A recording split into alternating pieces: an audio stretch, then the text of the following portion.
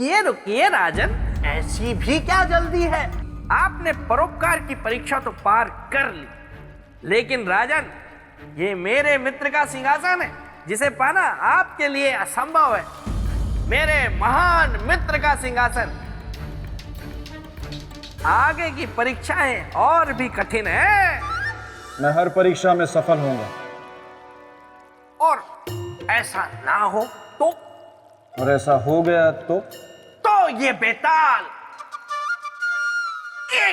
एक वर्ष तक बिल्कुल चुप रहेगा, कुछ नहीं बोलेगा।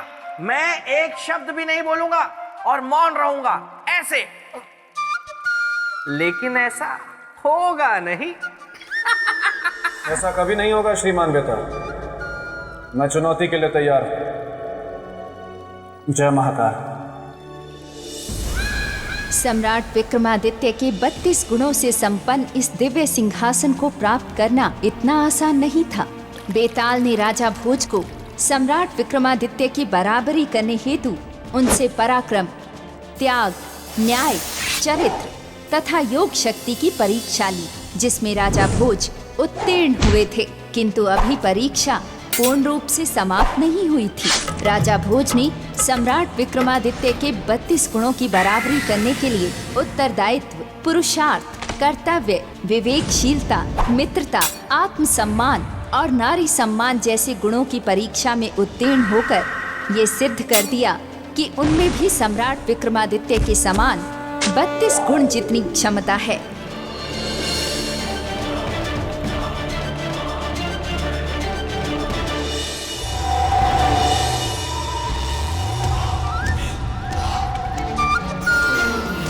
प्रणाम देवी। राजन, आपने ये सिद्ध कर दिया है कि इस सिंहासन को प्राप्त कर इस पर विराजमान होने के लिए आप में सम्राट विक्रमादित्य जितने 32 गुण विद्यमान हैं। इसीलिए अब आप सिंहासन 32 की ओर बढ़ सकते हैं। धन्यवाद देवी।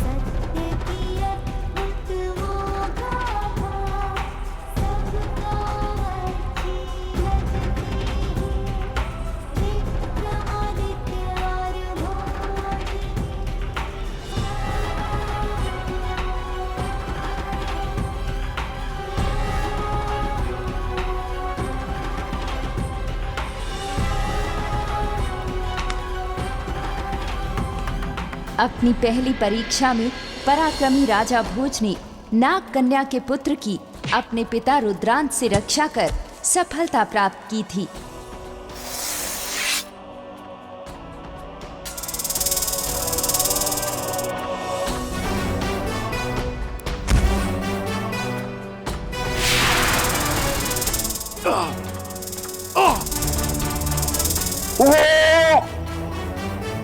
क्षमा करें राजन, आपके मन का पराक्रम जीत गया, मेरा पराक्रम हार गया।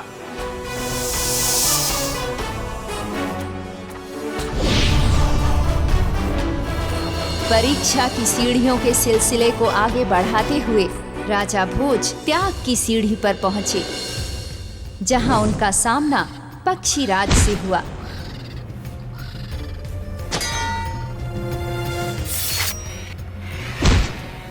त्याग की भावना को परिभाषित कर राजा भोज ने अपने शरीर को पक्षियों के भोजन के लिए समर्पित कर दिया और एक महान त्यागी के रूप में इस परीक्षा में भी सफल हुए। विजेता होने से पहले मैं एक मनुष्य, और मनुष्य का पहला धर्म है किसी के प्राण की रक्षा करना। अपने जीवन को त्याग कर, यदि एक जीवन को त्याग कर तो एक जीवन का भला हो, तो इस जीवन को त्याग देना चाहिए पक्षीराज। त्याग की इस परीक्षा में सफलता करने के बाद राजा भोज ने न्याय की सीढ़ी पर अपना कदम रखा। यहाँ पर उन्हें एक भीलनी व कबूतर के साथ न्याय करना पड़ा।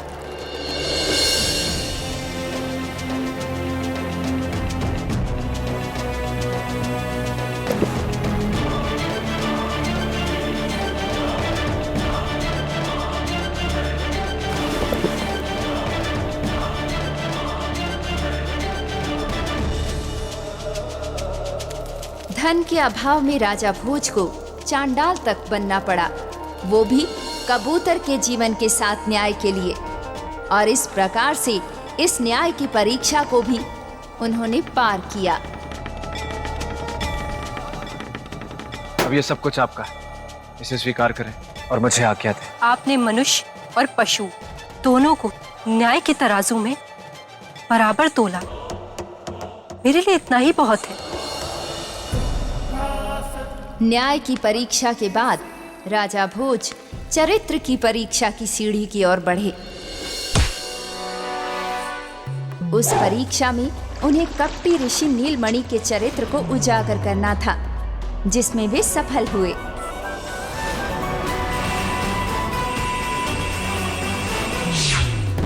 बहुत बहुत धन्यवाद आपका राजा भोज। आज के बाद मेरे साथ साथ पूरी स्त्री जाति आपकी आभारी रही।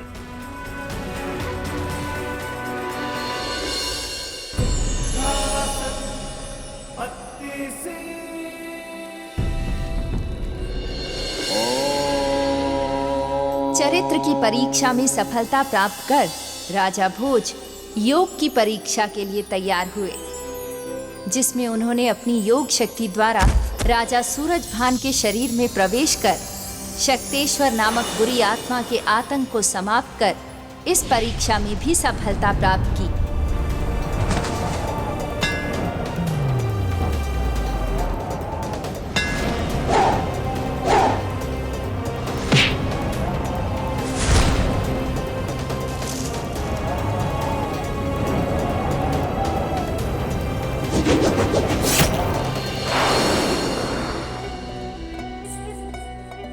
ये तो बस महाकाल का आशीर्वाद ही है कि मैं अपनी योग शक्ति के द्वारा अपनी आत्मा को महाराज के शरीर में प्रवेश करा के उन्हें जीवित कर पाया। लेकिन आपने ऐसा किया क्यों? विनाशकारी शक्तेश्वर के उत्पात को रोकना। धन्य है आप राजा, जो प्रजा की भलाई के लिए आपने अपने जीवन को दांव पर लगा दिया। योग शक्ति की परीक्षा में भी सफलता। इसके बाद राजा भोज परोपकार की परीक्षा देने के लिए आगे बढ़े। उस परीक्षा में वे शंखलोक के शंखासुर नामक दुष्ट का अंत कर मत्स्यगंधा को मुक्त कराने में सफल हुए।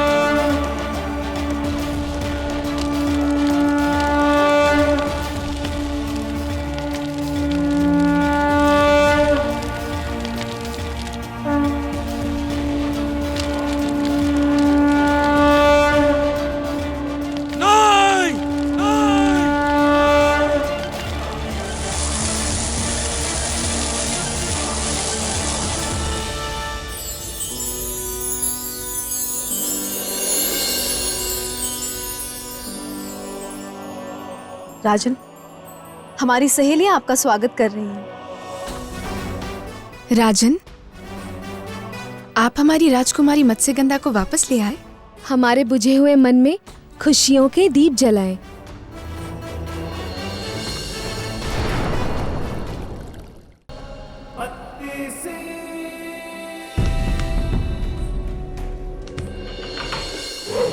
परोपकार की परीक्षा के उपरांत उत्तरदायित्व की परीक्षा में राजा भोज ने अपनी पत्नी महारानी वल्लरी के प्राणों की रक्षा हेतु ऋषि शांडिल्य से जीवंती विद्या सीख पूर्णमासी की मध्य रात्रि नील सरोवर से नील कमल प्राप्त कर महारानी वल्लरी के जीवन की रक्षा की तथा उत्तरदायित्व की परीक्षा में सफल हुए।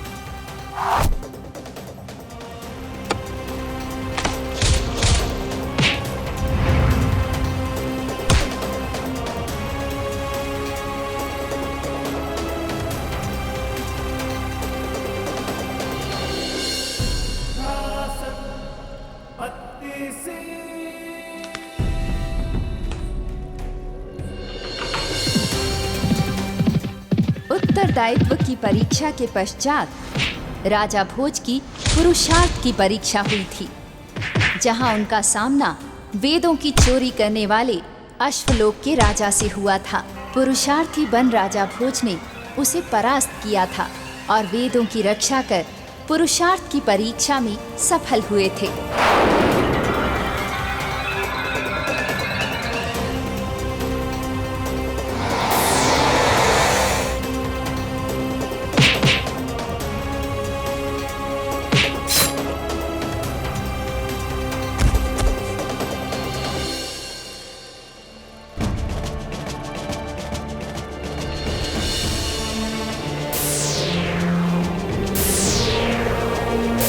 सिंहासन 32 को प्राप्त करने के पथ पर चलते हुए राजा भोज की कर्तव्य की परीक्षा हुई और अपने कर्तव्य का पालन करते हुए बंग प्रदेश के कुटिल राजा की कैद से देवी गौतमी को मुक्त कराया और कर्तव्य की परीक्षा में सफल हुए।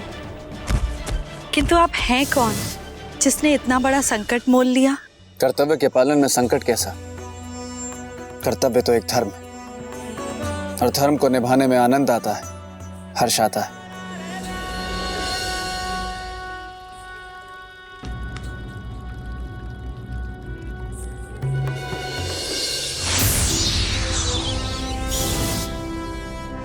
कर्तव्य की परीक्षा के बाद राजा भोज की अगली परीक्षा हुई विवेकशीलता की। इस परीक्षा में विवेकशील राजा भोज ने तांत्रिक भृंगराज का मायाजाल खंडित किया और विवेकशीलता की परीक्षा में सफल हुए।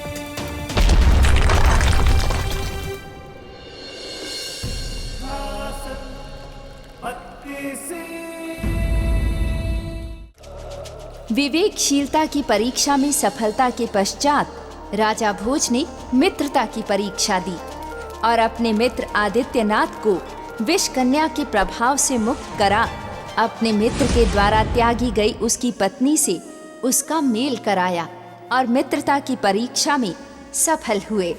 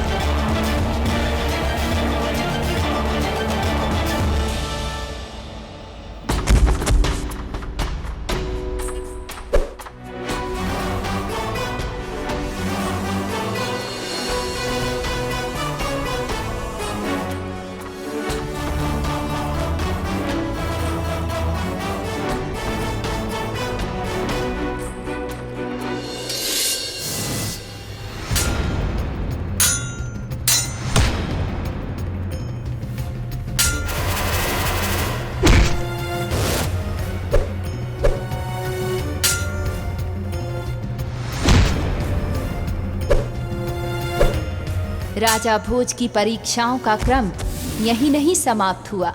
मित्रता की परीक्षा के बाद राजा भोज के सामने आत्मसम्मान की परीक्षा आई, जिसे गंगू और तेलम ने अपनी कुटिलता से ठेस पहुंचाने की चेष्टा की, किंतु राजा भोज ने अपने आत्मसम्मान की रक्षा करते हुए उनका असली रूप उजागर किया।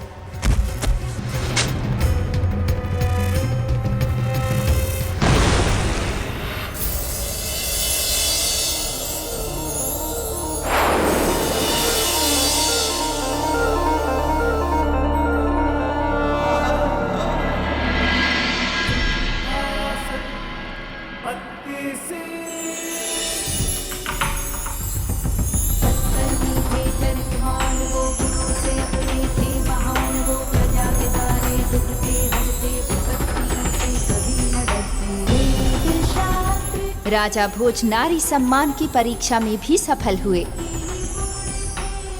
और इस प्रकार प्रश्नों और परीक्षाओं के भंवर को पार करते हुए राजा भोज ने शेष गुणों की परीक्षाओं में भी सफलता प्राप्त की और सिंहासन बत्तीसी की ओर बिना रुके बढ़ते चले गए। पछता रहा हूं मैं कि क्यों मैंने ऐसा दावा किया। अब 1 साल तक मैं कुछ नहीं बोल पाऊंगा, बस ऐसे ही मन में बोलता रहूंगा, क्योंकि एक एक करके मैंने राजा भोज की परीक्षाएं ली और एक एक करके वो हर परीक्षा में सफल होते रहे और एक एक करके वो हर सीढ़ी चढ़ते भी रहे।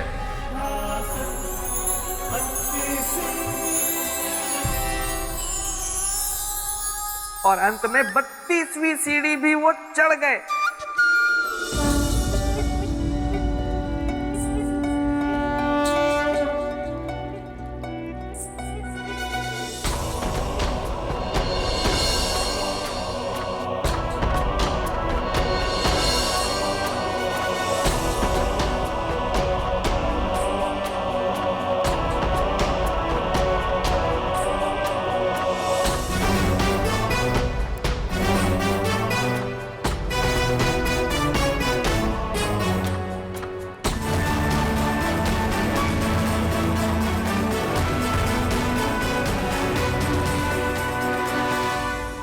बेताल की सोच गलत साबित हुई।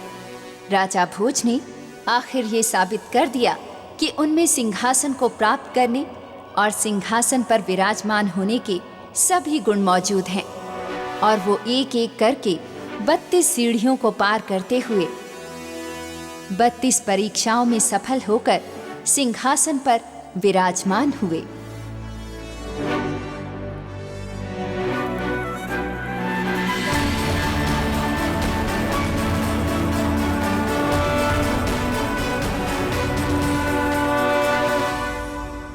लेकिन मुझे इस बात का दुख नहीं है, बल्कि प्रसन्नता है कि आखिरकार मेरे मित्र चक्रवर्ती शूरवीर महान सम्राट विक्रमादित्य के सिंहासन को सही उत्तराधिकारी मिला,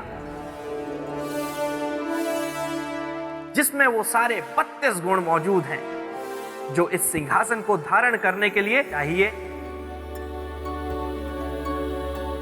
आज मैं बेताल बहुत संतुष्ट हूं और अब राजा भोज इस सिंहासन को लेकर जाएंगे अपनी नगरी उज्जैनी और वहां जाकर इस पर विराजमान होंगे और मैं जाऊंगा अपने प्रेत लोक, जहां मेरी बेतालनी सौंदर्य लेखा मेरी प्रतीक्षा में होगी। जय हो सिंहासन, जय हो बत्तीसी, जय हो बेताल।